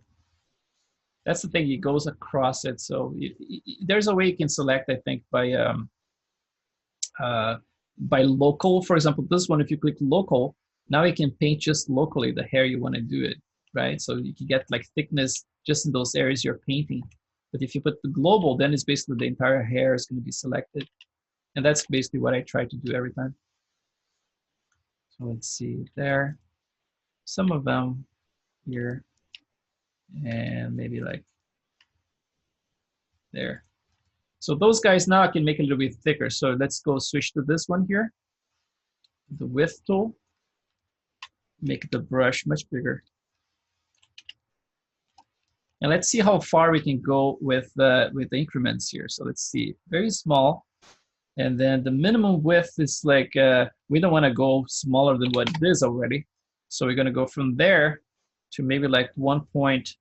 Let's see if it's too much. And I'm going to go just invert the frozen effect, so I can just affect those areas. And let's try this. Oh.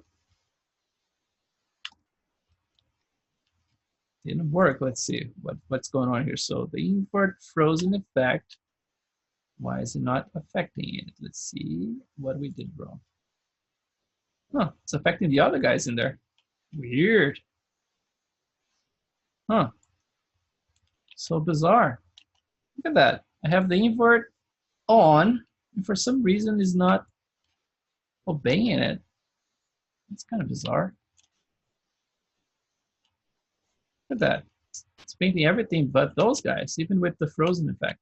That's one of those cases that sometimes, you know, it's like Maya needs a little reset. But let's see this side here, same deal. Look at that. Interesting. Let's see if I put like the minimum smaller. Let's see what happens. That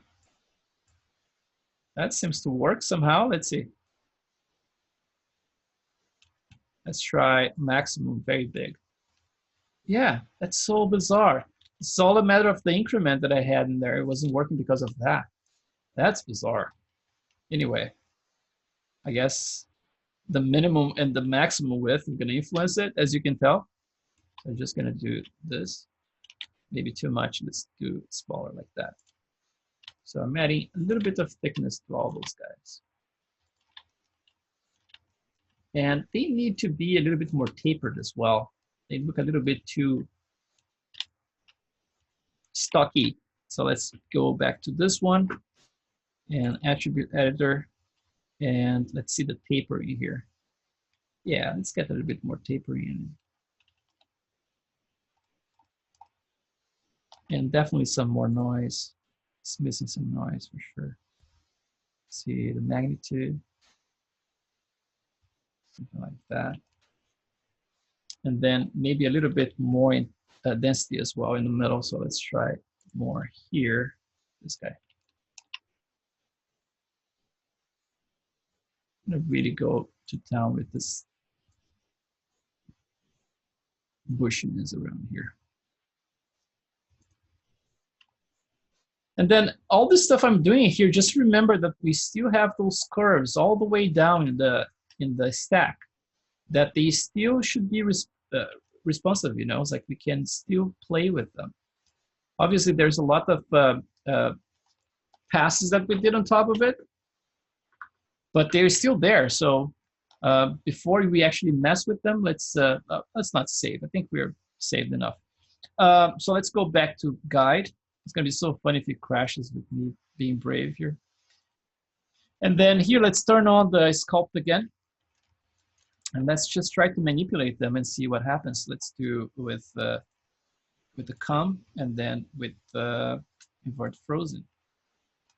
Let's see if they're still affecting. Yep, still affecting our hair. So you know, it's like we still can do like the bulk of the tweaking with those guys. And then all the sculpting layers on top should obey to it. At least like if you have something that's a little too funky, you might be able to resolve by playing with those. So all those stacks in there, I mean, like everything is preserved, right? Like, and like I said, all those things here, they have slides, sliders that you can actually play with, right? So all this stuff is like non-destructive. And then you can turn off as well. So like you turn off those guys here, all the modifications we did from the get-go. So for example, the guiding here, let's see, turn it off.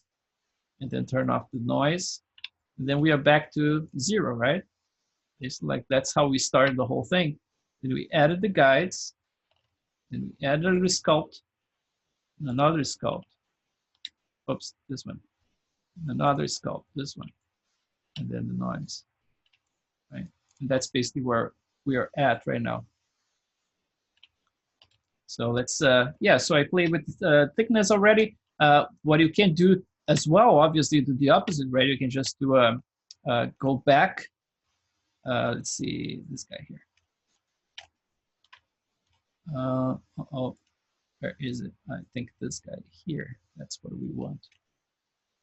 So I'm gonna remove this, and then since we have this in place, what we can try to start, since we still have 20 minutes, is to start like maybe trying to do the hair, but obviously like I'm not gonna get very far with the hair, but just start blocking the hair. Let's see what we can do, because my intention is to do this one. Let's see if I can find it.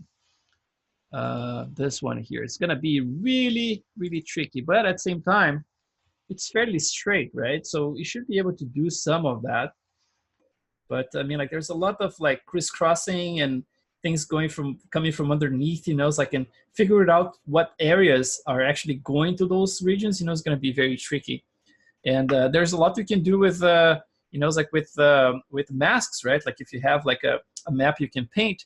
But in this case here, we're gonna try to do in a way that is gonna be more freeform and hoping for the best, right? You cannot even see any sideburns or anything like that because it's like her hair is covering everything.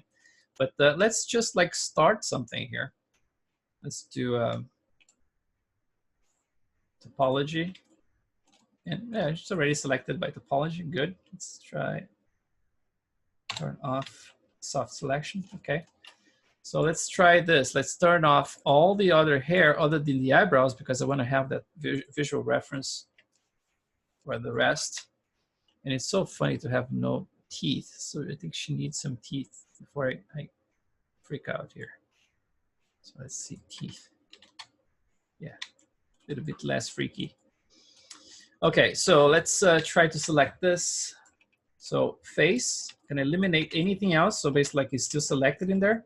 I'm just gonna go from here and then press Control and then open a window outside of it or around it. So I deselect everything. And then let's just click this guy and you can do it bigger. See if it's symmetrical. Yes. And then again, it's gonna be the same deal. I'm gonna try to select things, but without going too precisely, right? Like where you should stop, because I wanna have an area of blending. And it's always better to remove stuff than trying to add in a mask that's already done. So let's see if I can find like a sideways. Like this one is a good one to see the sideways, right? You can see the hairline right there. It comes pretty close to her eyebrows in here. So that's kind of interesting. So let's try to get around here. It's close. It's pretty close.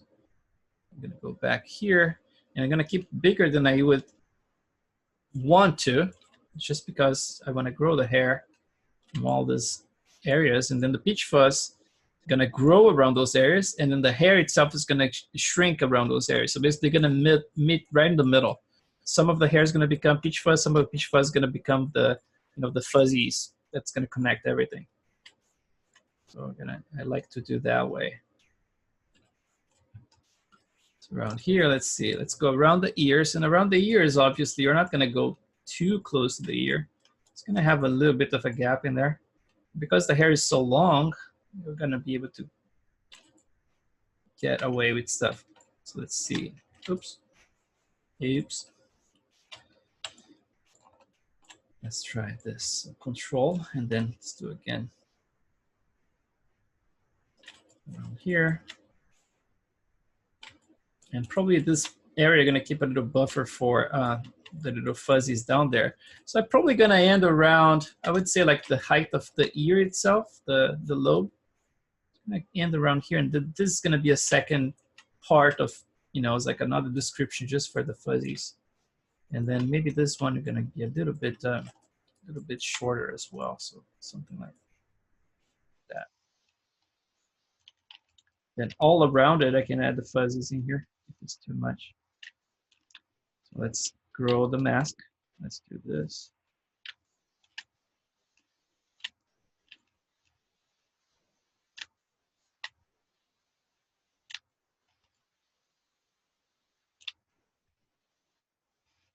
Let's see, the forehead, in her case, it's kind of hard to tell where it starts in there, but I would say, just in case, I'm gonna make it much shorter. I'm gonna keep going down here. And then all this stuff is gonna just like blend later. And if it doesn't become like the fuzzies and longer hair, it can totally become peach fuzz and completely go disappear, you know? But at least I wanna have enough of that. Because obviously you can groom the entire face, right? Like you just like select everything and groom and then take the risk of actually having to use the density brush to eliminate stuff. Or you can just like select something like I do, you know, it's like just a mask like this, and then you just deal with stuff within this mask. But the disadvantage of this is that you're gonna have to make sure that every time you're trying to groom stuff, it has to be inside of this mask, right? Once you groom this mask, you assign the hair to this mask. If you actually, oh, getting emails. If you try to add anything else, you're gonna have to do a hair transplant, right? You're gonna have to transplant the hair to the model again, actually export the hair and then re-import it, and then you open that space. Let's actually do that. They're gonna do a demonstration here, so you can see how it works if you need to expand this area to be able to groom to other areas as well. Okay, but first we're gonna start by adding the hair in here. And the hair at this point is not gonna matter how long it is when you add the description, because basically the guide's gonna be guiding the length of them, right? So I'm just gonna create. And then let's do a create interactive groom splice. This is going to be the main hair. And so for the amount of hair someone has in their scalp, it's about 100 to 150,000 hair follicles, right? So let's try something maybe around middle of that. You know, it's like maybe like 120, 130. So let's see how much we can get here. So that's gonna be, if it's 120, that's 3 times this, right? So 180 here. So pretty close. Let's see, 185, more, 187. That's pretty close, 118. Actually, let's go higher. So let's try 200. So 126, that sounds good. And then for the CV count, since the long hair, I'm gonna start with the 64, but this is gonna go as far as like maybe 200 or something like that. But for now, I'm gonna just start with 64. It's gonna look very spiky. So let's go see a punk wife.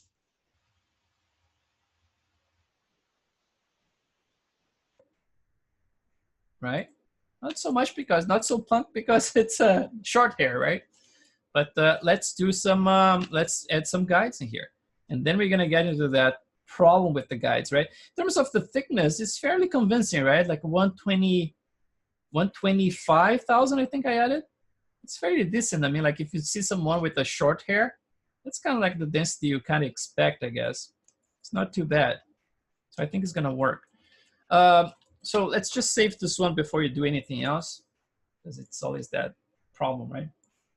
So, and then I'm gonna do that little demo I told you, since we are 12 minutes away. Let's do this. Let's do add some guides first and hope it's not gonna crash, and then I do a little demo of how to transplant this stuff if you wanna, if you made a mistake and you need more area to groom. At least show the way I do it. It's like they might have like a better way of doing it, but my hacky way of doing it is just like basically like exporting the cache and then bringing it back, and then things are good. Let's see. Let's just add some hair first.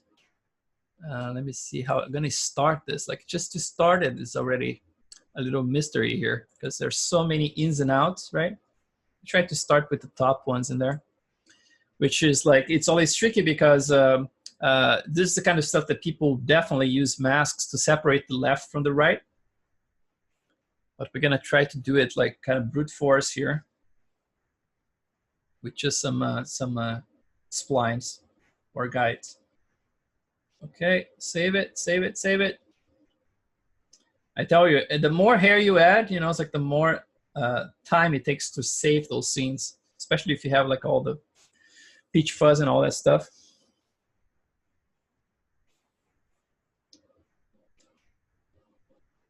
Still saving. Sorry, guys. Takes a little bit. Yeah, you have to see that. I mean, like we have the entire hair now and all the peach fuzz and eyelashes and eyebrows. So basically, like everything that is going to happen with this model is already there. I mean, like with this description, I can actually create all the blending areas. You know, it's like even the fuzzies on the back of the head, I can create by growing the peach fuzz itself and maybe adding a little bit of thickness to it. So I don't need more, you know, descriptions at this point, I believe, but I might be wrong because some of those hairs, if they're too custom, we're gonna have to maybe add some different descriptions in there. But let's see, still saving, man. Oh yeah.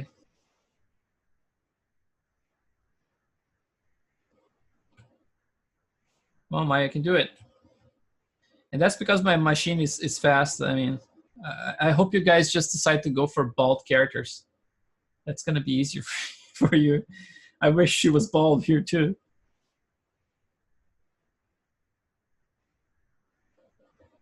Oh man, I don't remember, like, it's a little unusual. It's a little bit too high.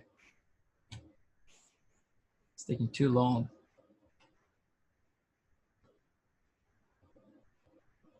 Save this one meanwhile so I don't lose anything.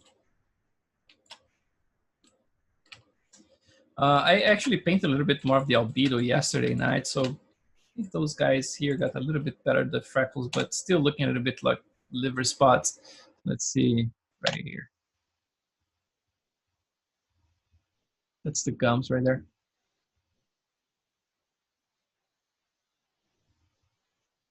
Yeah, so I added some more of those guys, but not quite there. It's a fine line, right? Because I want to create something that looks kind of like a naturalistic, but at the same time I cannot be mean, right? Like, so she has some, you know, spots and things like that, that I can blemishes, and but I mean, like I cannot go too crazy with it, right? Otherwise, it's gonna be like, oh my God, you must hate your wife.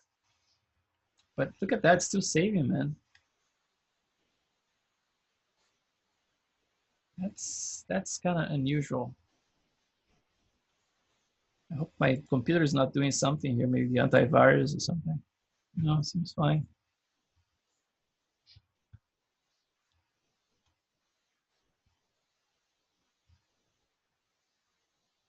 I think you have so many applications open, so it may slow it down. Yeah, I normally keep a ton of stuff open, man.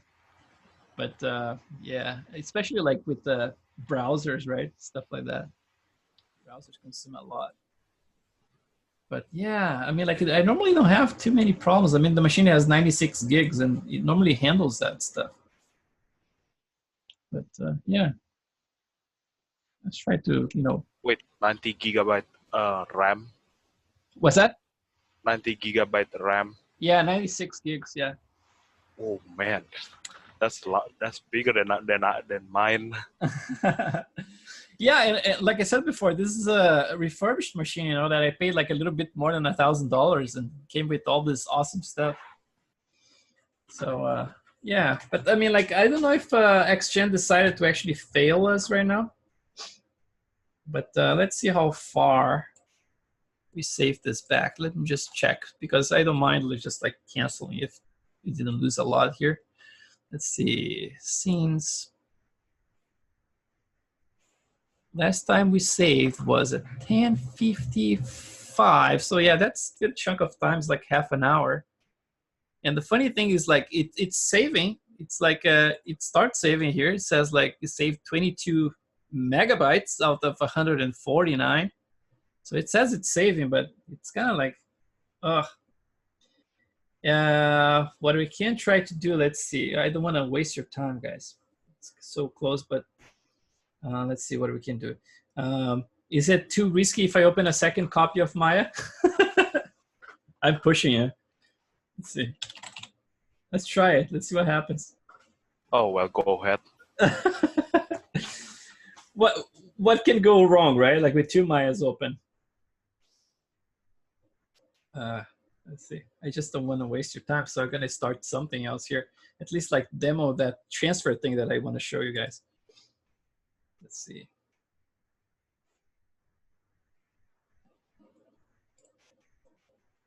All right, still loading. Yeah, every time we start playing with XGen, man, there's something that happens. It's never super smooth. I mean, we are having easy so far in comparison to some previous classes. Let's see. But I always got a crash. See, like they saved 22 megs. It started like 11:18, so that was like 7 minutes ago. No, 13 minutes ago. No, 7 minutes ago. 7 minutes ago. Okay, so let's open this one, the previous one. Chris, you never use the autosave feature? Which one? Autosave feature. Oh, the autosave. No, it's all off. I like living dangerously. It's just like it's. That's the thing, you know. It's like I think it's such a waste of time, but then I end up like paying for it for being an idiot. But yeah, anyway. So this is a demonstration I wanted to do anyway. We're gonna be able to do it here. So check this out. So we had before. You remember we have the selection around the eyebrows, right? So if I try to groom anything outside of that area, so if I go to eyebrows and then sculpt, edit. So if I try to do anything around here, let's try to put a hair around here. Nothing happens, right? It's outside of the area, the original selection. If I try to put it here, then it works. So we put in more hair in there, right? But then around here, it doesn't work. So if you want to expand this area for whatever reason, you can always transfer this hair over. So the way I normally do, I just click the top node where everything lives. And then you just go to descriptions and then you say preset export. So it says that scene is not saved. It's gonna have to save it. Now that's a tricky one, right? What should I do in this case? Is Maya already saved in there? I think Maya is still working on that one. Save. Oh, you know what? I'm gonna save it. Now Maya's gonna really, really be messed up. Let's see our task manager. Let's see what's going on here. We're just like pushing and pushing. Okay, that's saved. Okay, good. See, Maya's being nice to us. So you can actually do a viewport preview. So if you want to do like the eyebrows itself, right? You just click viewport snapshot. You can just open a little window like this. It has to be square actually. So it's saved, so it has a little preview in there. So I'm gonna just select this and go to any folder actually. You can just type, let's see, eyebrows 1 and save, export. So now it's gonna export the eyebrows themselves. And then since this is all saved, we can try to do this. Let's do something radical. Let's just delete the eyebrows altogether here, right? And now if you want to transfer that, basically like bring back to this model, so you can click this, like the model itself, go to descriptions and then preset, and you say import. And you're just going to look for that, eyebrows, open. And then what we're going to do, we're going to switch both of them. So instead of position based, I'm going to click UV based just to make sure you're getting in the exact same spot. It's important, especially if you change your model. So I always use UV. And then rotate to align with the new surface. No, I'm gonna click the original orientations in the world space. So I'm gonna click both and then import.